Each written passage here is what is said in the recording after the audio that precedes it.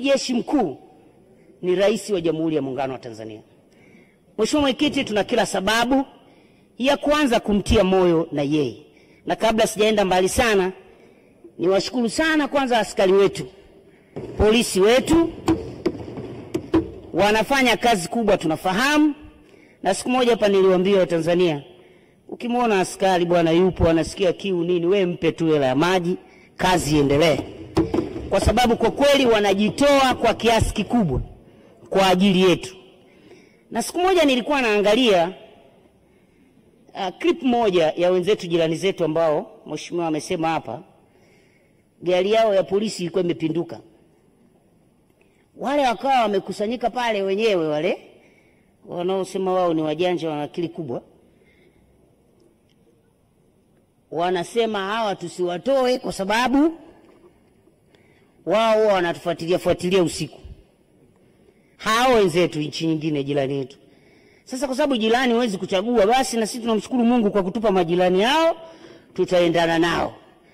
Na tutajipanga kupambana, na tutajipanga kushirikiana nao. Pale watakapotaka ushirikiano wa amani, tuko tayari kushirikiana nao, lakini pia hatutawaruhusu majirani zetu kuvuruga amani ya taifa letu. Sisi askari wetu tunaishi nao vizuri.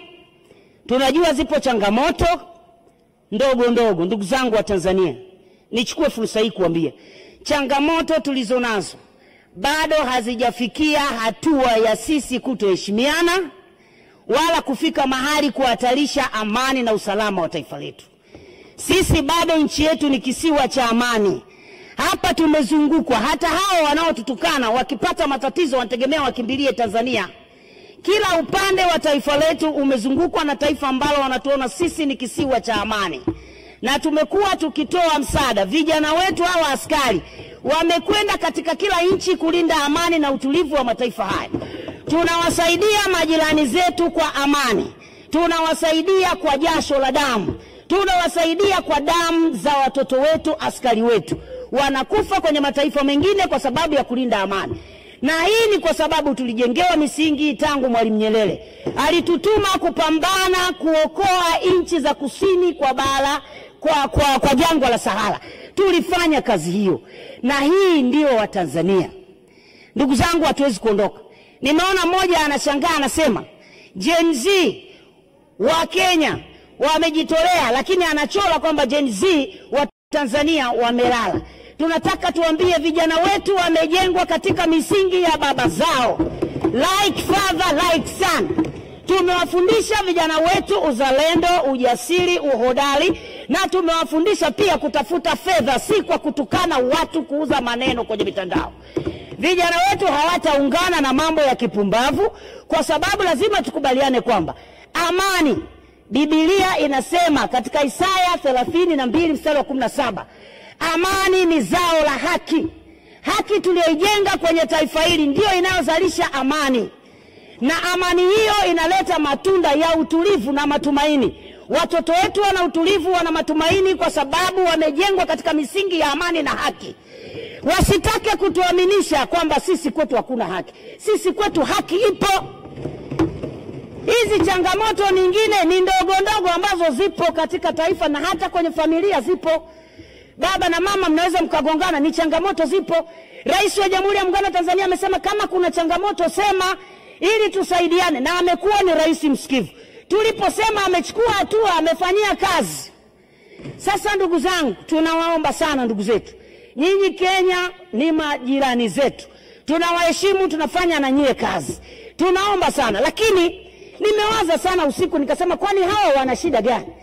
Mmoja ameuliza, akasema hivi, nyinyi wa Tanzania sisi tunapiga kelele, tunasema, tunawatukana, mpo kimya, mna mpango gani? Mnataka kuturoga? Nikagundua lipo tatizo kubwa sana la afya ya akili katika taifa hili. Ni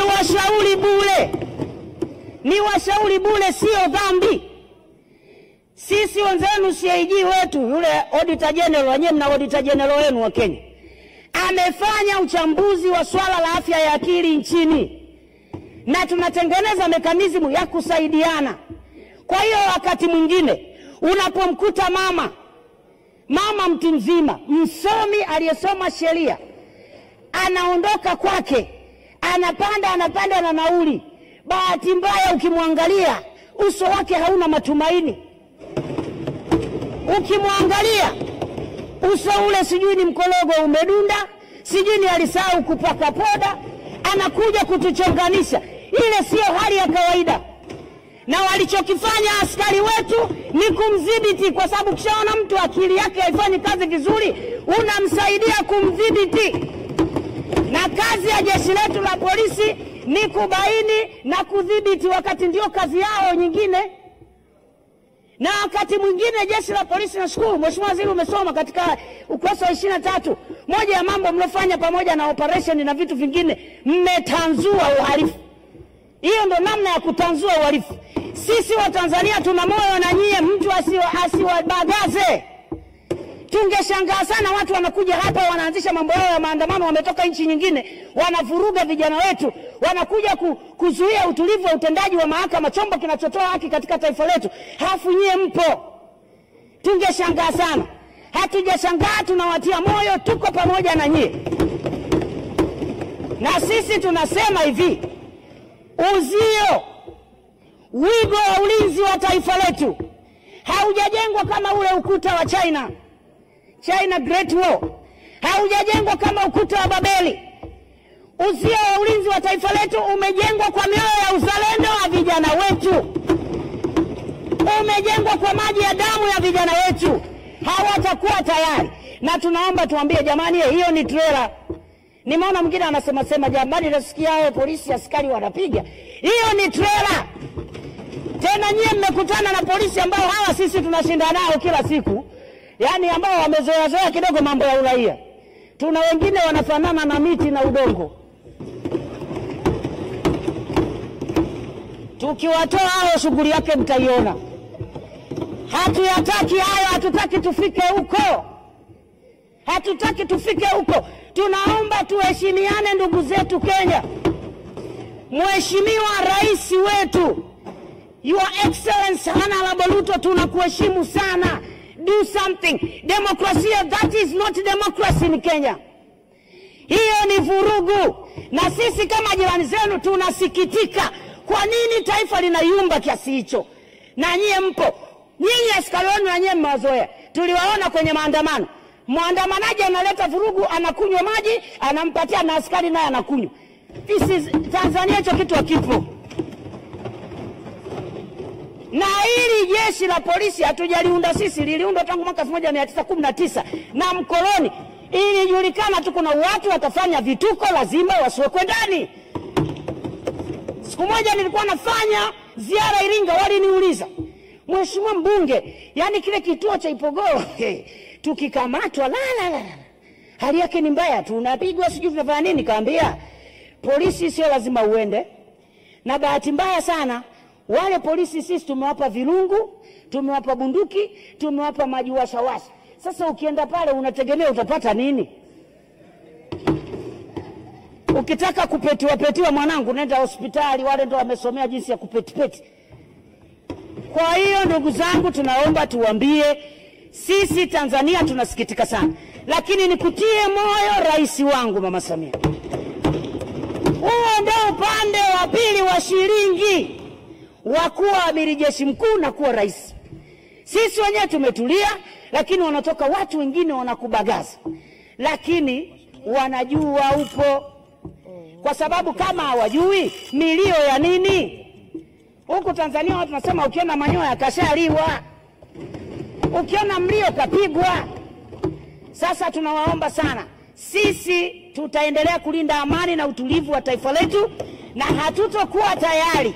Ndugu zangu wa Tanzania, vijana wangu, tunashukuru tuna vijana wa kiume wanaoandamana, wanatafuta kiki, sio kwenye maandamano. Wanatafuta kiki kufanya kazi, wanatafuta kiki kwenye kilimo, wanatafuta kiki wako na bodaboda na bajaji, wanatafuta maisha, wanatafuta kiki wako na malori usiku na mchana, wanatafuta kiki wako kazini. Hawawezi kutafuta kiki kwa vijana wenu wanaokaa kwenye mitandao wanatukana watu. Na lazima mliangalie upya. Mimi niwaombe viongozi, tunawashukuru viongozi wa Kenya, Tunawashukuru baadhi ya wananchi wa Kenya, wameongea wao wenyewe, wametoa majibu wao wenyewe.